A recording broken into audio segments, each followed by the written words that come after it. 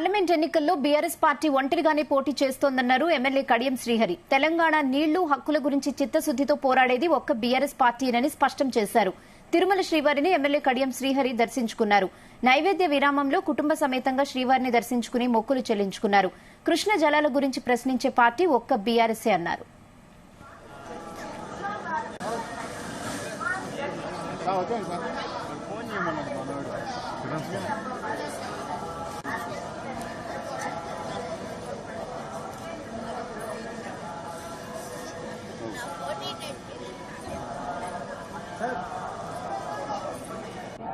Parliament ఎన్నికలలో కేసీఆర్ నాయకత్వంలో BRS party ఒంటరిగానే ప్రజల ముందుకు వెళ్తుంది.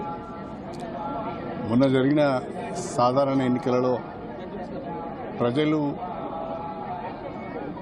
మాకు ప్రతిపక్ష పాత్ర పోషించే అవకాశం ఇచ్చారు. ప్రజల తీర్పును స్థిరసావహిస్తాం.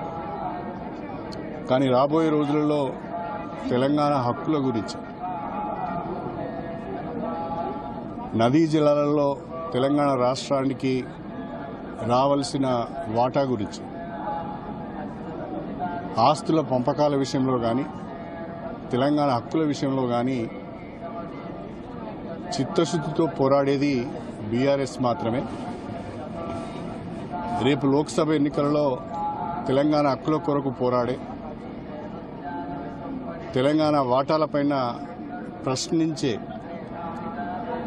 గొంతుకలను మాత్రమే పార్లమెంటుకు పంపాలని చెప్పి తెలంగాణ ప్రజలకు నేను విజ్ఞప్తి చేస్తున్నాను. కాంగ్రెస్ పార్టీ, భారతీయ జనతా పార్టీకి అన్ని రాష్ట్రాలలో వాళ్ళ పార్టీ ఉన్నది. కాబట్టి తెలంగాణ విషయానికి వచ్చే వరకు ఒక స్పష్టమైన నిర్ణయాన్ని వాళ్ళు తీసుకోలేరు. ఉదాహరణకు కృష్ణా నదీ జలాల పంపకానికి సంబంధించి ఒక సమస్య వచ్చినప్పుడు భారతీయ